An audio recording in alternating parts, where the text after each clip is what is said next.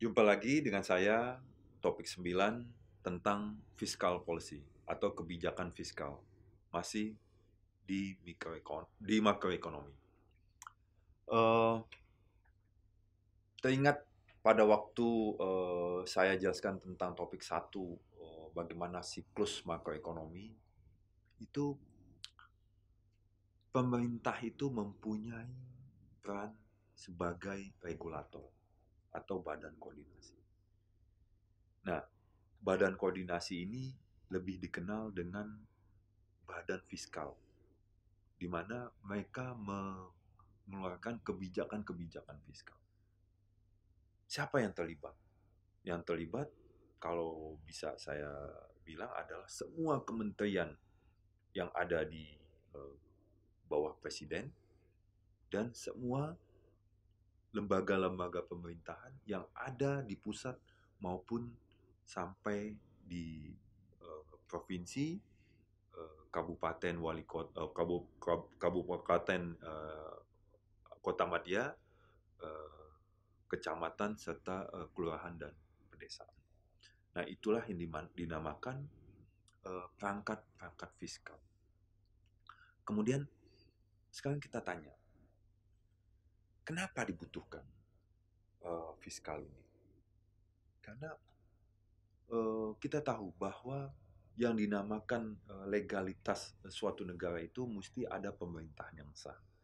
Nah, pemerintah yang sah ini sekali lagi dapat kita lihat dengan adanya kepala-kepala pemerintahan seperti ada presiden, kemudian ada menteri, kemudian ada eh, gubernur, ada bupati, ada wali kota, ada lurah, dan ada pak kades.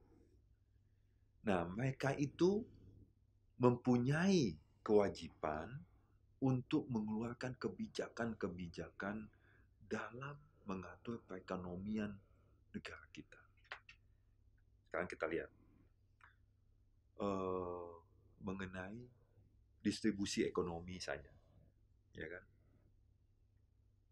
Terutama kalau kita apa menghadapi bangsa yang seperti kita ini, yaitu negara kepulauan, di mana jumlah pulaunya itu lebih dari 15.000 buah, yang mempunyai tantangan dalam mendistribusikan ekonomi.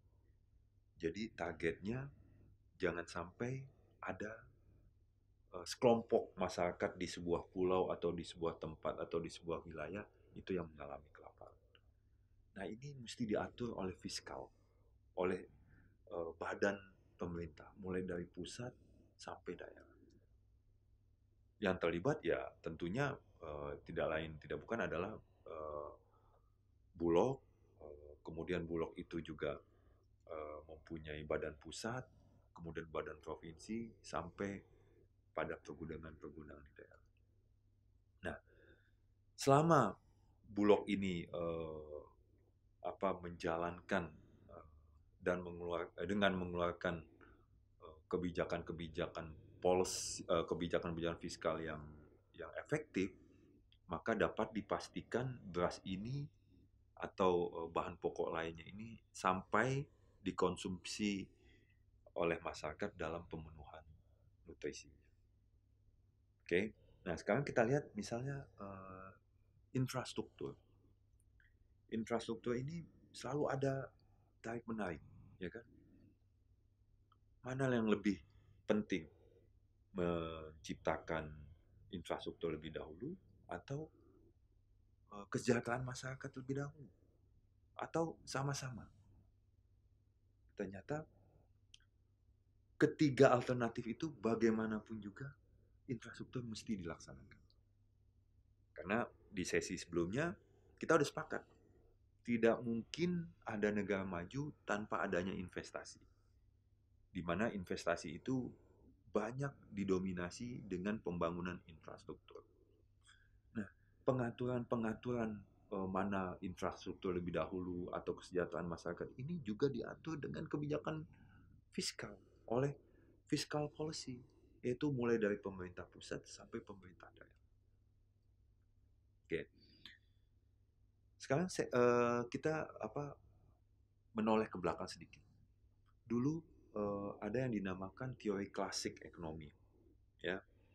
Teori klasik ekonomi di mana seolah-olah pemerintah itu tidak boleh campur tangan dalam perekonomian masyarakat. Tapi dengan perkembangan dunia ini, dengan perkembangan ekonomi yang kita hadapi ini, misalnya sumber daya alam juga mulai menipis, penduduk bertambah banyak, lalu terjadinya kepentingan bangsa-bangsa lain, maka bagaimanapun juga peran pemerintah ini mesti ada. Kalau enggak, nanti dapat memperbesar atau memperdalam jurang antara si kaya dan si miskin. Nah, oleh sebab itu,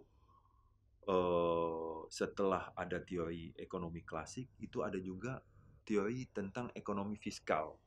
Makanya eh, penemunya itu dibilang adalah bapak fiskal, yaitu John Keynes. Jadi John Keynes itu me- mensyaratkan bahwa dalam suatu negara itu pemerintah mesti hadir.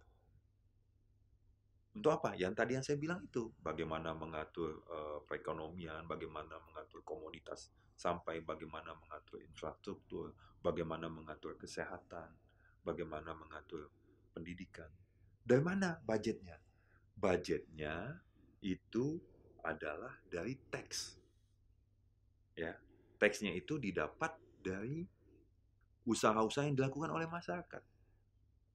Nah, teks ini pun, ya, teks ini pun juga bagian dari kebijakan fiskal. Jadi kalau Ibu Sri Mulyani ya mencanangkan bahwa ada penggelontoran NPWP yang masif bagi masyarakat Indonesia, itu juga merupakan bagian dari kebijakan fiskal. Untuk apa?